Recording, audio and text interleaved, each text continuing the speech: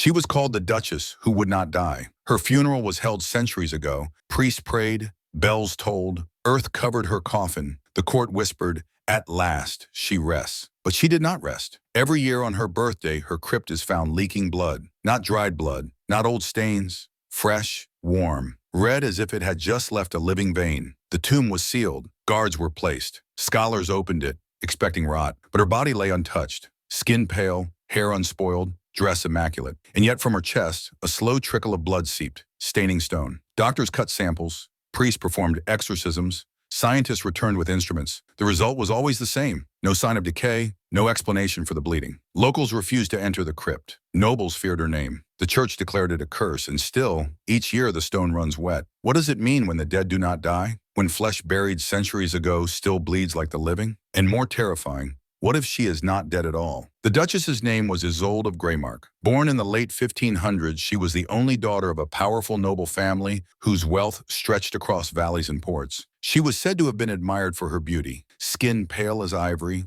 eyes cold as winter glass. But it was not her beauty that people feared. It was her iron will. Isolde defied suitors chosen for her. She rejected marriage alliances that would have tied her to other royal houses. She ruled her estate as though it were a kingdom of its own, and she carried herself not like a bride-to-be, but like a sovereign queen. The court gossiped that she consorted with alchemists, that she studied texts hidden from the church, and that her knowledge of the body and blood was far beyond what a woman of her time should have possessed. When plague swept through Greymark, Isolde remained untouched. Entire families perished, yet she walked through infected villages without a cough. People said she could not be killed by disease. Others whispered that she had bargained her soul away. The first sign of something unnatural came on her 30th birthday. Guests at her banquet described how she raised a glass of red wine, only to see a thin cut open on her palm. The cut bled profusely, staining the table. Doctors rushed to bind it, but before their eyes the wound closed itself, leaving only a trail of fresh blood across her dress. She did not cry out. She did not flinch. She looked at her guests with a smile that was neither joy nor pain, and said only, "Even death has no claim on me." That phrase would follow her for the rest of her life. Isolde lived to 40, then 50, then 60, still unchanged in appearance. Her skin remained smooth, her hair dark, her eyes clear. Servants noticed she did not eat as others did. Her plate returned nearly full, yet her lips were always stained a faint crimson, as though she had already dined elsewhere. Rumors of blood rituals spread. Shepherds claimed to see her walking the hills at night, her gown trailing across the grass like mist. A priest who tried to confront her was found dead outside the chapel doors, his throat cut, but no blade was ever recovered. By the time she reached 70, she had become a figure of terror. The villagers no longer rang bells when she passed. They lowered their heads, making the sign of the cross. She walked alone through her lands, untouchable,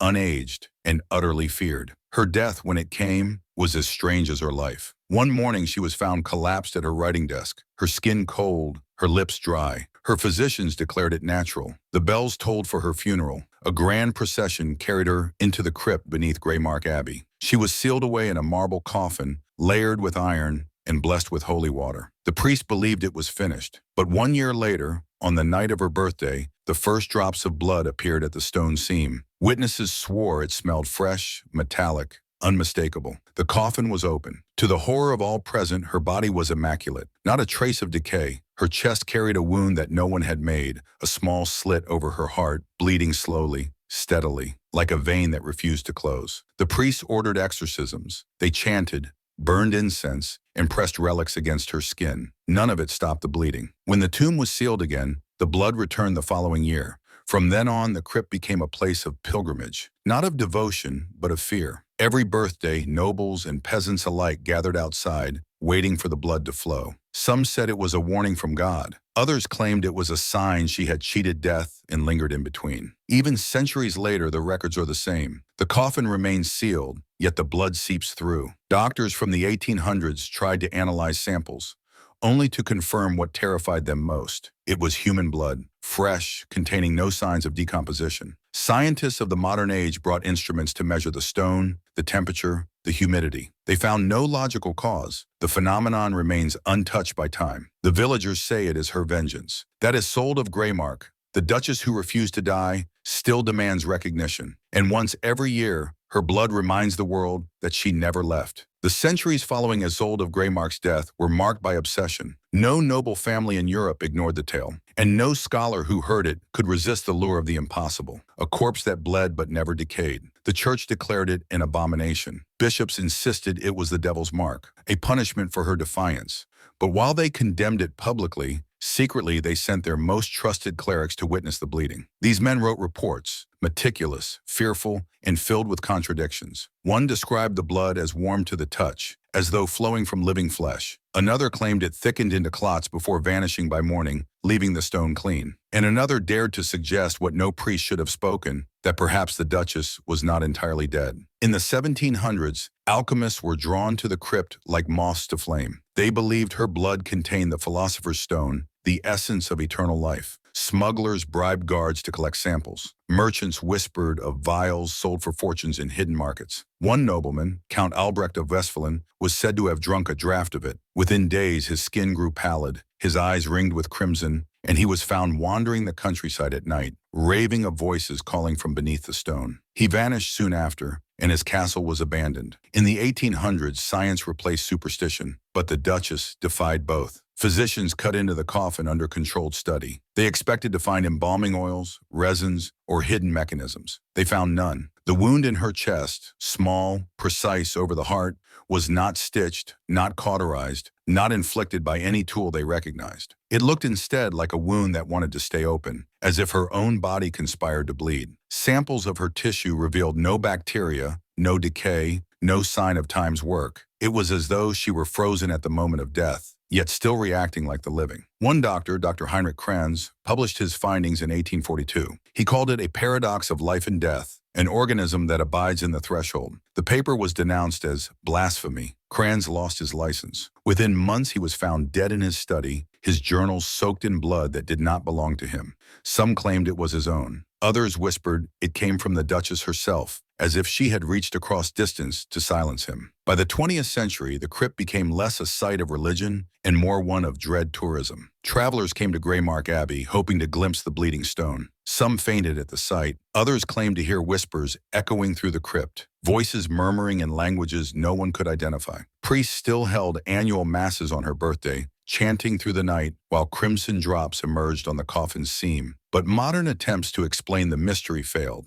Radiocarbon dating was impossible. The body resisted sampling. Thermal imaging revealed no difference between the stone and the air. Even attempts to open the coffin again ended in terror. In 1936, a team of researchers pried it open. 3 men fainted immediately. A fourth, Professor Morel, described how the Duchess's eyes, closed for centuries, snapped open. He swore they followed him as he stumbled out of the crypt. Within weeks, he was institutionalized, muttering endlessly, "She's waiting. She's still waiting." By the late 20th century, governments grew cautious. The abbey was closed to the public, declared unsafe. Officially, it was for preservation. Unofficially, it was because those who entered too often came out altered. One guard reported recurring dreams of a woman in a blood-stained gown standing at the foot of his bed. Another confessed to waking up with blood on his hands, though no wound was found on him. The blood itself remained constant, always on her birthday, always fresh, always human. Every attempt to preserve it failed. It evaporated within hours, leaving only the memory of its color and smell, and so her legend only grew.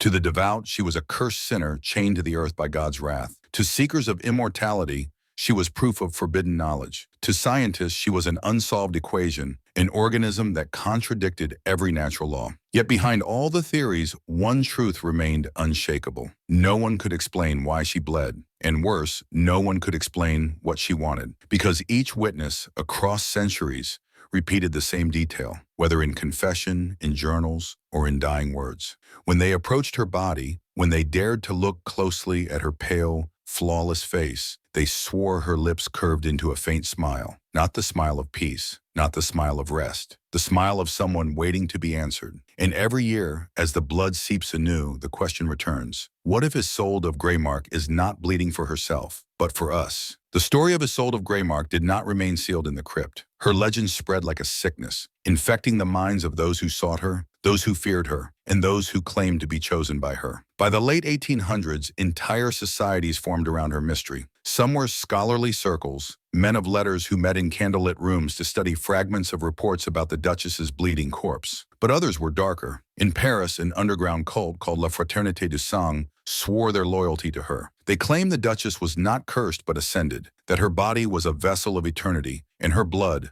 the sacrament of a new faith. They tattooed their arms with symbols said to be copied from the abbey walls, marks resembling veins winding into a crown. Members of this cult were discovered in 1897 during a police raid. What authorities found was grotesque. Bodies were laid out in circles, their wrists slit, blood pooled into bowls placed beneath portraits of a woman in a dark gown. Each victim appeared willingly sacrificed, and scrawled in red on the stone floor was a single phrase: "She is still among us." The abbey's priests tried to dismiss such cults as madness, but unease spread even within their own ranks. Confessions from monks spoke of nightmares where the Duchess walked the cloisters at night. One claimed she leaned down in his dream, her lips brushing his ear, whispering, "Let me out." When he woke, his ear was wet with blood. He fled the order, never to be seen again. And still, the blood came each year, dripping onto the marble as if marking time itself. In 1912, a secret investigation was authorized by the Vatican. A team of exorcists and physicians was dispatched under cover of night. The lead exorcist, Father Antonio Raggi, recorded his experience in a journal later smuggled out. He described how they opened the coffin, candles flickering against the pale form of Isolde.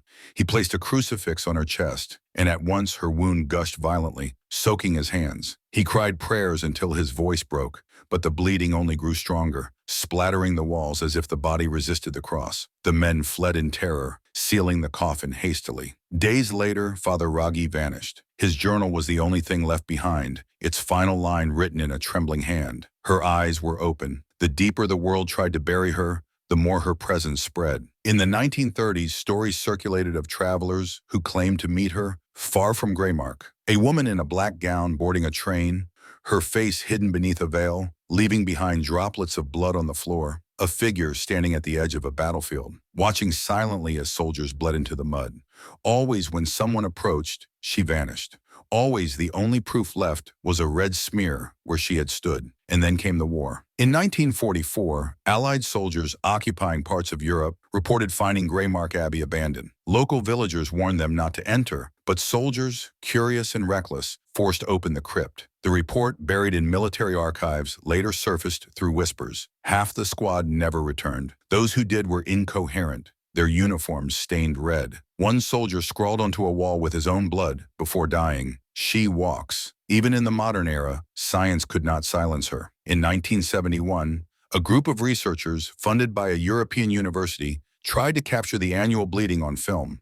The footage, now lost, was said to show more than blood. Witnesses claimed the coffin shook as if struck from within. The camera operators swore they heard a voice on the recording, not human, but layered, like multiple voices speaking at once. The film was confiscated. The team was silenced. Yet some testimonies slipped through. A technician years later whispered to a journalist that the voice had spoken only one phrase, over and over, "Not yet." The most disturbing accounts, however, came not from those who studied the coffin, but from those who touched the blood itself. Doctors who examined the samples reported waking with nosebleeds that soaked their pillows. Guards who tried to wipe the stone clean found their own palms splitting open, bleeding in imitation of her wound. One historian described how, after a drop of the Duchess's blood fell onto his notes, the words on the page rearranged themselves into her name. He burned the papers in fear, but even in the ashes, the letters lingered. And so the theory grew that her blood was not mere residue, but a message, a signal bleeding through time, calling to those who dared to notice. Each drop, they said, was a seed, and whoever touched it risked becoming part of her curse. The villagers of Greymark no longer entered the abbey. They passed by in silence, avoiding even to look toward it. Children were told never to speak her name aloud. And still, on the night of her birthday, the bells tolled, the ground trembled, and the marble wept.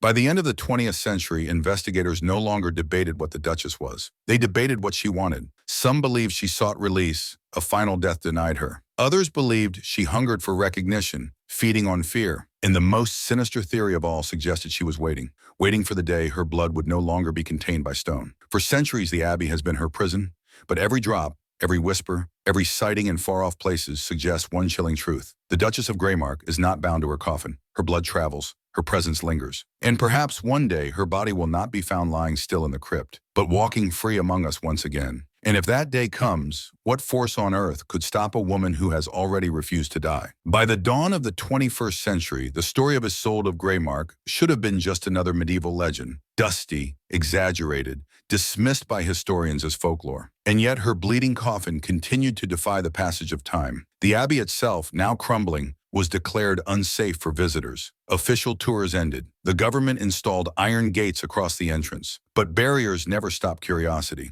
Each year on the Duchess's birthday, small crowds still gathered outside the locked gates, waiting, listening. Some swore they heard the toll of bells that had not rung in decades. Others claimed they saw faint red lines trickling down the stone, even from a distance. The guards were under orders not to investigate. Modern scientists tried to approach the mystery with technology rather than faith. In 2003, a small team of researchers gained rare permission to enter the crypt under surveillance. They carried thermal scanners, ultrasound equipment, and motion sensors. The results were disturbing. The instruments detected vibrations coming from within the coffin, faint but rhythmic, resembling a heartbeat. When they pressed the ultrasound device to the stone, they claimed to hear a pulse, not random noise, a steady, living rhythm. The official report was sealed. The team disbanded. One member, interviewed anonymously years later, said only, "She isn't dead. She's waiting." But even outside the abbey, her influence was felt. A student from a nearby university, obsessed with the legend, sneaked inside to record the blood flow. His footage, leaked online,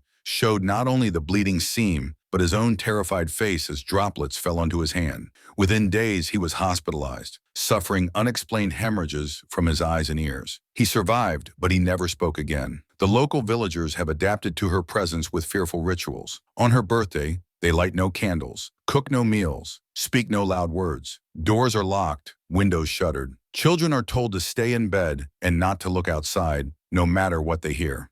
For the villagers, the Duchess is not a legend. They live with her shadow every year. Even in modern pop culture, she has become a forbidden fascination. Horror writers borrow her name. Occult forums trade rumors of her blood as a key to eternal life. Yet those who dig too deep often pay a price. A podcaster who mocked her story recorded a final episode in which he coughed mid-sentence, his voice breaking, before gasping, "It tastes like iron." The episode was pulled within hours, but not before clips spread online. No one heard from him again. Some scientists argue it is all coincidence, a psychological contagion fueled by superstition. But others quietly admit there are no natural explanations. Flesh does not resist decay for centuries. Blood does not remain fresh without a beating heart, and wounds do not bleed once a body is buried, unless that body still lingers between life and death. The most terrifying shift, however, has been recent. Witnesses now claim the blood is not limited to the coffin. Reports have surfaced of crimson stains appearing on the abbey walls, even on the floors of nearby houses, as though the earth itself carries her mark. A farmer, miles from Greymark,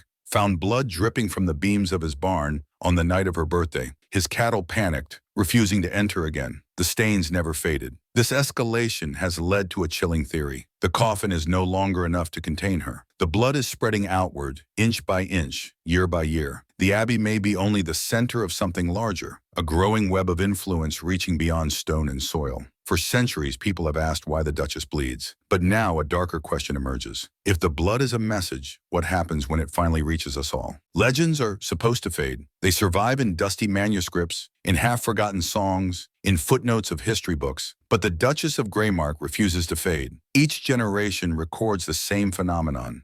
The coffin bleeds, the body does not rot, the wound refuses to close, and now her curse shows signs of growing. In 2015, engineers repairing the abbey's foundation drilled into the stone floor. Their tools came away wet, not with groundwater, but with streaks of blood seeping from the rock itself. Samples were tested in laboratories across Europe. Each result came back identical. Human blood, type O, no signs of decomposition. How could blood remain fresh in solid stone? The engineers refused to return. The project was abandoned. Soon after, residents of Greymark reported nightmares spreading like a sickness. Entire families woke on the same night, gasping, clutching their chests, their sheets soaked with small dots of blood from nosebleeds. They described the same vision, a woman in a black gown standing at the foot of their beds, her face pale, her lips smiling faintly. When asked what she said, their answers were always the same. "It's almost time." The blood has also begun to appear far from the abbey. In 2018, a church in Vienna reported crimson droplets forming on its altar during midnight mass. The stains tested positive as human blood. No connection to Greymark was ever proven, but the priest resigned within days, leaving behind a single note. I saw her watching. Even skeptics are shaken. A forensic specialist who tried to disprove the phenomenon admitted privately that the Duchess's body had qualities no science could explain. It's like she's preserved by something beyond time, he confessed. She is not decomposing because she isn't truly dead. And what if that is true? What if her bleeding is not a curse but a process? A slow return, each drop, each stain, a step towards something larger. What if her body is waiting to heal completely, waiting until the wound that never closes finally does? The implications terrify even those who dismiss superstition. A corpse that resists decay suggests stasis, but a corpse that bleeds suggests life. Not fully alive, not fully dead, something caught in between, building strength in silence. The villagers of Greymark whisper of an unspoken prophecy, that when the coffin no longer bleeds once a year, but flows endlessly, the Duchess will rise. They do not speak this aloud, but in hushed tones behind locked doors. Some claim it is already happening, that the flow has grown stronger, the stain spreading wider each time. And so the cycle continues, year after year, century after century. The Duchess who refused to die still waits, and every drop that stains the abbey's marble is a reminder that her story is not finished. The question is no longer whether her coffin will bleed again. The question is, what happens when it stops? Centuries ago, the bells tolled for the death of Isolde of Greymark. The villagers wept, the priests prayed, the coffin was sealed. The world believed she had finally left. But each year proved otherwise. The Duchess did not leave. She did not decay. She did not rest. Her body still bleeds. And what terrifies most is not the blood itself, but what it means. Death is meant to be final. It closes the body, silences the voice, ends the story. But hers is a story that will not end. She lies beneath marble and iron, yet she resists the silence of the grave. She is still here. Think of the witnesses, soldiers, priests, scientists, villagers, each describing the same face, the same faint smile, the same wound that never heals. Think of the blood traveling further each year, appearing in places her body has never touched. What if these are not accidents? What if they are steps? For centuries, the world has asked the wrong question. Not why she bleeds, but for whom. Blood is a bond. It ties mothers to children, lovers to each other, sacrifices to gods. Blood is not wasted. It always means something. So why would a duchess bleed through stone across centuries unless it was meant for us to see? Perhaps the coffin is not a prison, but a doorway. Perhaps the blood is not a curse, but a message, a promise that she is not finished. Each drop is a reminder, a calling, a preparation. And if so, then her birthday is not an anniversary of death, but of becoming. The villagers already know. That is why they lock their doors. That is why they tell their children never to speak her name. Because one day, the blood may not stop. One day, the wound may close. And when it does, the Duchess who refused to die may finally rise. Not as a corpse, but as something far worse. Something that has waited centuries to walk among us again. So the question lingers, heavy and unshakable. When you hear of a coffin that bleeds, do you think of it as a miracle or a warning? Do you look away in fear, or do you look closer, knowing you might see her smile? Her crypt remains sealed. Her coffin remains closed. Yet every year, the marble runs wet with red. And in that silence, one thought cannot be escaped. If she has bled for 400 years, how much longer before she opens her eyes for good?